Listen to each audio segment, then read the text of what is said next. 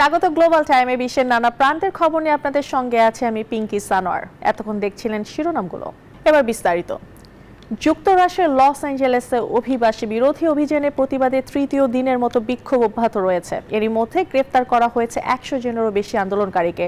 দেশ ও নাগরিকদের জন্য কোনো হুমকি দেখলে কঠোর পদক্ষেপ নেওয়ার হুমকি দিয়েছেন মার্কিন প্রেসিডেন্ট ডোনাল্ড ট্রাম্প।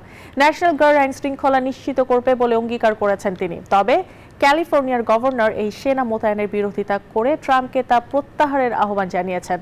একে ক্ষমতার উদ্বেগজনক অপব্যবহার বলে অভিহিত করেছেন অন্যান্য ডেমোক্র্যাট গভর্নররাও। আকাশে হেলিকপ্টার, রাজপথে সেনা সদস্য, পুলিশের গুলি, টিয়ার শেলে দমানো যাচ্ছে না বিক্ষোভ। দফায় দফায় সংঘর্ষ, পাল্টাপাল্টি ধাওয়া আর বিক্ষোভ মিছিলে উত্তাল লস অ্যাঞ্জেলেস। বিক্ষোভ চলাকালে পুলিশ ও আন্দোলনকারীদের মধ্যে সংঘর্ষ বাধে। পরিস্থিতি নিয়ন্ত্রণে আনতে কাঁদানি গ্যাস ও ফ্ল্যাশ ব্যাং গ্রেনেড ছোড়ে পুলিশ। বিক্ষোভকারীরা একটি প্রধান ফ্রিওয়ে বন্ধ করে দেয় এবং কয়েকটি স্থানে স্বচালিত গাড়িতে আগুন ধরিয়ে দেয়। উল্টো হাজার হাজার বিক্ষোভকারীদের মুখে পিছু হটেন আইনশৃঙ্খলা বাহিনীর সদস্যরা। প্রেসিডেন্ট ডোনাল্ড ট্রাম্পের নির্দেশে প্রায় 300 ন্যাশনাল গার্ড সদস্য লস অ্যাঞ্জেলেসে মোতায়েন করা হয়েছে। ক্যালিফোর্নিয়ার লস অ্যাঞ্জেলেসে অভিবাসী বিরোধী ট্রাম্প প্রশাসনের ধরপাকড়ে প্রতিবাদ ঘিরে বিক্ষোভে স্থানীয় সময় রোববার চরম উত্তেজনা রূপ নেয়। সেনা মোতায়েনে ক্ষুব্ধ প্রতিক্রিয়া জানিয়েছেন ডেমোক্র্যাট নেতারা। 9 জুন 22 জন ডেমোক্র্যাট গভর্নর প্রেসিডেন্ট ট্রাম্পের লস অ্যাঞ্জেলেসে ন্যাশনাল গার্ড মোতায়েনের সিদ্ধান্তের তীব্র সমালোচনা করেছেন। ট্রাম্পের পদক্ষেপ ক্ষমতার একটি উদ্বেগজনক অপব্যবহার বলেছেন এক যৌথ বিবৃতিতে। লস অ্যাঞ্জেলেস অভিবাসীদের একটি শহর, যেখানে জনসংখ্যার 50% ল্যাটিনো, জনসংখ্যার 1% এশিয়ান দেশ এবং সারা বিশ্ব থেকে এসেছে। অপরদিকে মার্কিন প্রেসিডেন্ট ডোনাল্ড ট্রাম্প বলেছেন, দেশ ও নাগরিকদের সুরক্ষায় প্রয়োজনীয় সব জায়গায় সেনা মোতায়েন করা হবে। চন্দ্রানী চন্দ্রা, নিউজ 24। সোমবার রাত 12টা 1 মিনিট থেকে যুক্তরাষ্ট্রে কার্যকর হয়েছে প্রেসিডেন্ট ডোনাল্ড ট্রাম্পের নতুন ভ্রমণ নিষেধাজ্ঞা। মুসলিম প্রধান দেশ সহ 12টি দেশের নাগরিকদের উপরে নিষেধাজ্ঞা প্রভাব ফেলেছে যুক্তরাষ্ট্রের বিমানবন্দরগুলোতেও। সিয়াটল টাকোমা আন্তর্জাতিক বিমানবন্দরে নিষেধাজ্ঞা কার্যকর হওয়ার পর যাত্রীদের টার্মিনাল থেকে বের হতে দেখা যায়। অন্যদিকে মায়ামি আন্তর্জাতিক বিমানবন্দরের নিষেধাজ্ঞা কার্যকরের কয়েক ঘন্টা আগে কিউবার একটি ফ্লাইট অবতরণ করে। নিষেধাজ্ঞার তালিকায় থাকা 12টি দেশ ছাড়াও 7টি দেশের উপর আংশিক নিষেধাজ্ঞা আরোপ হয়েছে। নতুন এই নিষেধাজ্ঞা 2017 সালে নিষেধাজ্ঞার কথা মনে করিয়ে দেয়, যাতে মুসলিম প্রধান দেশগুলো টার্গেট ছিল।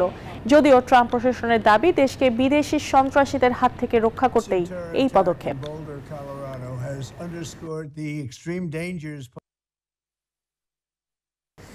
আবার উত্তপ্ত ভারতের মণিপুর। মেইতেই যুব সংগঠনের 5 নেতাদের গ্রেফতারের পর উত্তপ্ত পরিস্থিতি বিরাজ করছে। দ্য হিন্দুস্তান টাইমস পত্রিকা জানায়, মেইতেই সম্প্রদায়ের নেতার গ্রেফতারকে কেন্দ্র করে পুলিশ পোস্টে ভাঙচুর, গুলি বিনিময় হয়। এতে 3 জন আহত হয়েছে। রোববার রাজ্যের স্বরাষ্ট্র কমিশনার এন অশোক কুমারের আদেশে 5 দিনের জন্য ইন্টারনেট বন্ধ রাখার সিদ্ধান্ত নেন। আদেশে জনসাধারণের আবেগকে উস্কে দেওয়ার জন্য সোশ্যাল মিডিয়া ব্যবহারের আশঙ্কা করা হয়েছে, যা রাজ্যের আইন শৃঙ্খলা পরিস্থিতির উপর গুরুতর প্রভাব ফেলতে পারে। এছাড়াও বিষ্ণুপুরে কারফিউ এবং 5 জেলায় জমায়েত নিষেধাজ্ঞা জারি করা হয়েছে।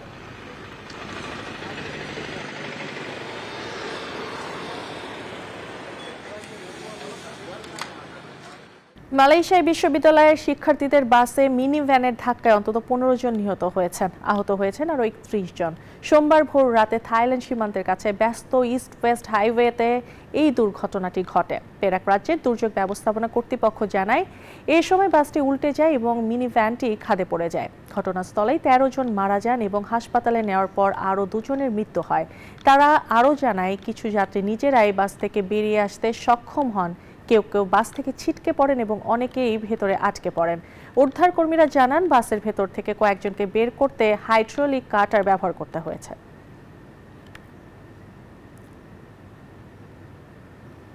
নিউজ 24 গ্লোবাল টাইমে নিচ্ছে একটি বিরতি, ফিরছি কিছুক্ষণের মধ্যেই, সঙ্গে থাকুন। বিরতির পর আবারও স্বাগত, দেখছেন গ্লোবাল টাইম। এবার বিমানে উঠতে গিয়ে হোঁচট খেলেন মার্কিন প্রেসিডেন্ট ডোনাল্ড ট্রাম্প। রোববার যুক্তরাষ্ট্রের নিউ জার্সি থেকে ক্যাম্প ডেভিডে যাওয়ার জন্য উড়োজানের সিঁড়িতে উঠতে গিয়ে হয় এ বিপত্তি। ট্রাম্পের পরপরই একইভাবে ভারসাম্য হারাতে দেখা যায় মার্কিন পররাষ্ট্রমন্ত্রী মার্কো রুবিওকেও। ক্যামেরায় ধরা পড়া সেই দৃশ্যে মুহূর্তেই ছড়িয়ে পড়ে সামাজিক মাধ্যমে। অনেকেই ঘটনাকে তুলনা করছেন সাবেক প্রেসিডেন্ট জো বাইডেনের হোঁচট খাওয়ার সাথে। এই হোঁচট খাওয়ার জেরে ট্রাম্প অভিযোগ তোলেন বাইডেনের বয়স অনেক বেশি। এবার নিজেই হলেন একই পরিস্থিতির শিকার, যা নিয়ে চলছে ব্যাপক আলোচনা ও হাস্যরস।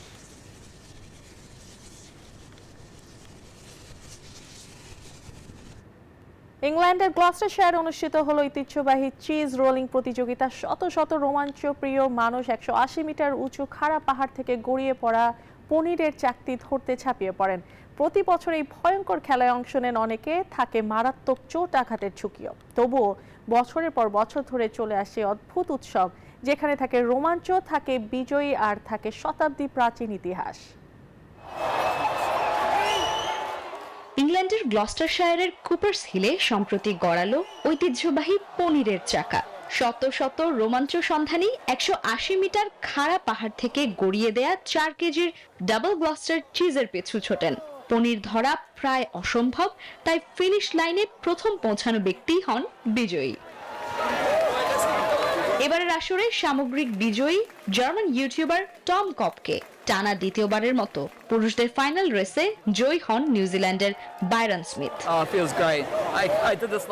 দারুণ লাগছে।